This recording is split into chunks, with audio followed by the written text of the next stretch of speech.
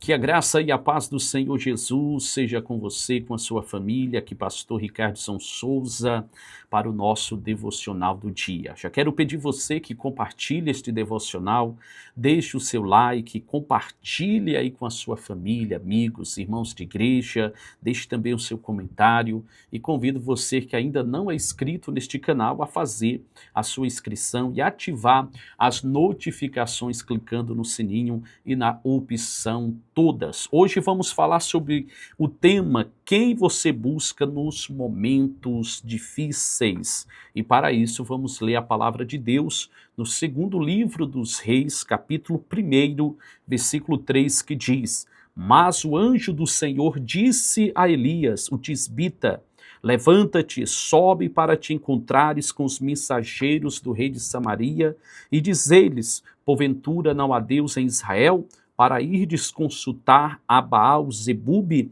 Deus de Ecrom?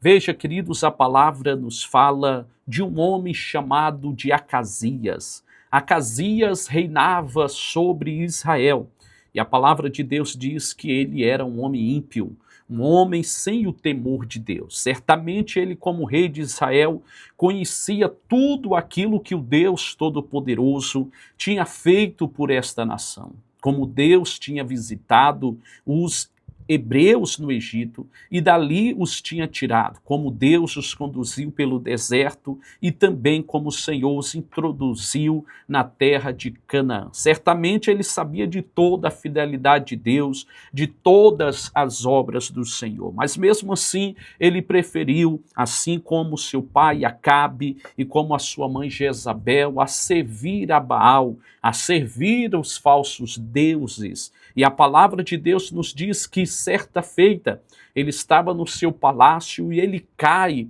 da janela. E após esta queda ele se torna um homem doente. Ele fica doente e ele manda consultar a um falso deus se ele iria ficar curado ou não.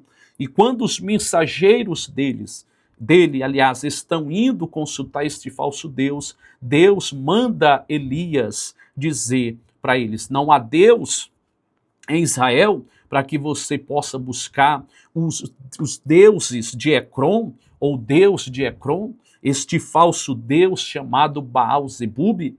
Veja, meus amados irmãos, que a palavra que vem a Acasias através do ministério de Elias, o profeta, era uma palavra de repreensão.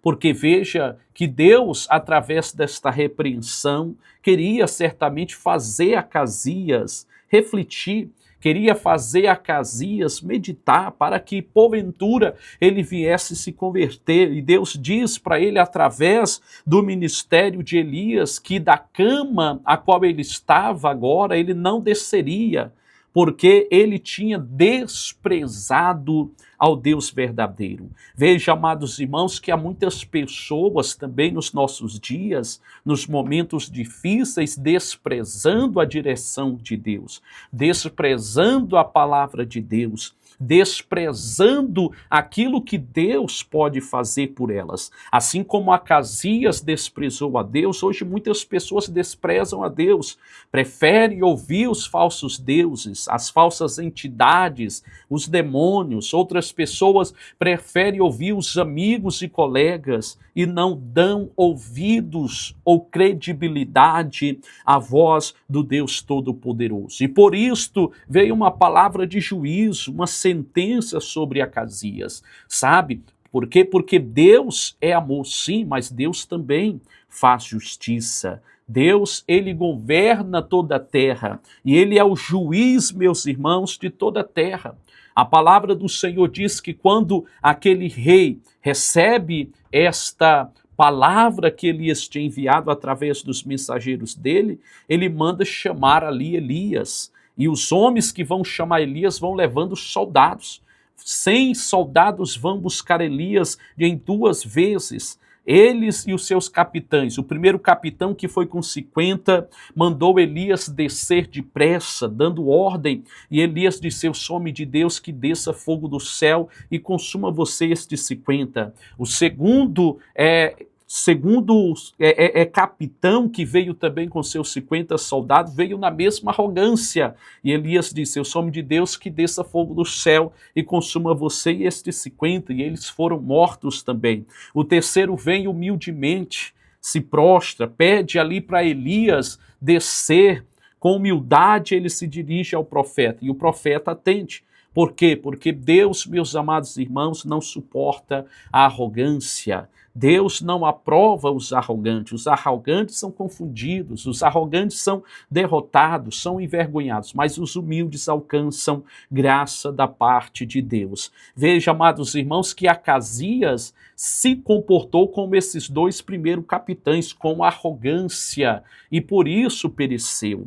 Ele não foi humilde como o terceiro capitão, não se humilhou, mesmo recebendo ali as palavras duras de Elias. Ele não se humilhou, ele não se converteu ao Senhor. Penso eu, pela Bíblia, que se ele tivesse se convertido a Deus, se arrependido, o Senhor teria acrescentado anos de vida a ele, assim como Deus fez a Manassés, porque até a própria palavra de Deus nos diz aqui em Ezequias, capítulo 33, versículo 11, diz assim: diz-lhes, vivo eu, diz o Senhor Deus, que não tenho prazer na morte do ímpio, mas em que o ímpio se converta do seu caminho e viva.